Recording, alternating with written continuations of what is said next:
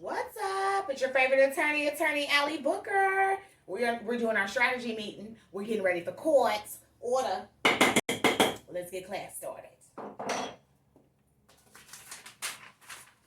you already know when you see me standing up, we're strategizing, we are teaching, okay? Because we got to get ready for our case. The purpose of this class is so that you all don't have to go and get an attorney every single time you have the smallest questions. Attorneys can be expensive, okay? And I'm not telling you that you don't need one. Oh, you need an attorney. But you can't find an attorney at 10 o'clock at night. You can't find an attorney at 2 o'clock in the morning. And sometimes you can't find one right as things are going on. Another thing that we all need to kind of take this class for is so that we can learn how our case is looked at by an attorney.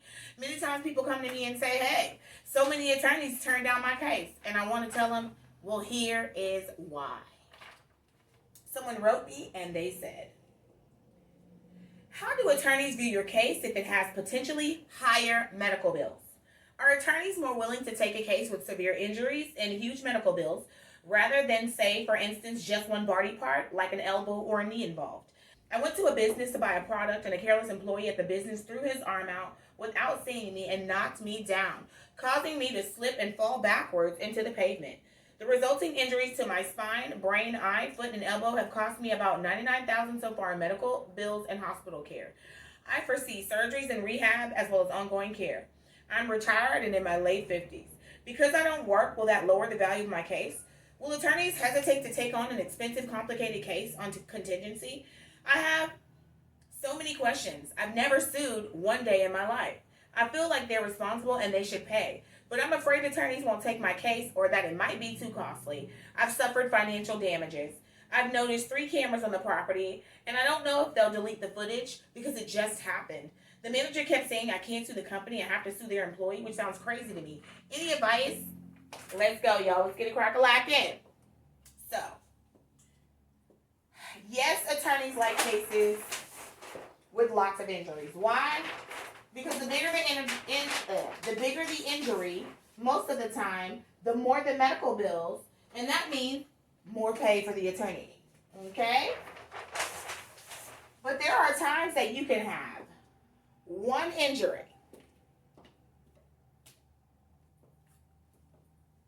But there are times that you can have one injury that equals to a whole lot of money.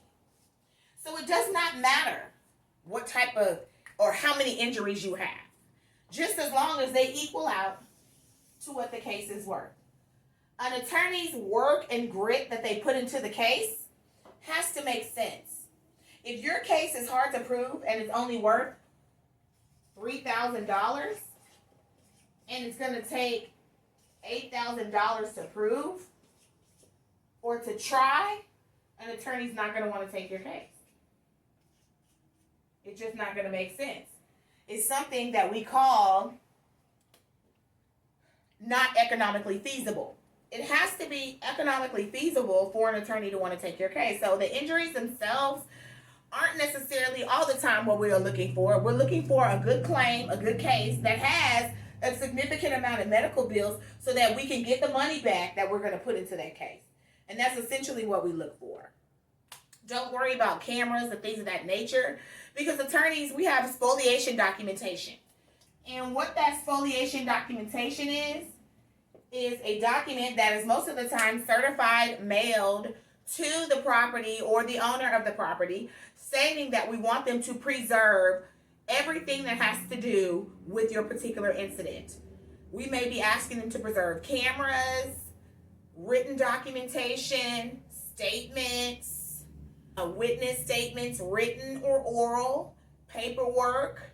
There are many times when something happens at a business, the common and customary procedure is for an individual to fill out a report, an injury report, or a report of some type.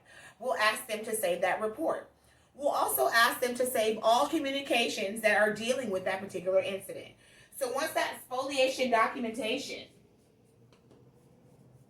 is given to that particular property owner or opposing party, it's at that point that they have been put on notice that they bet not.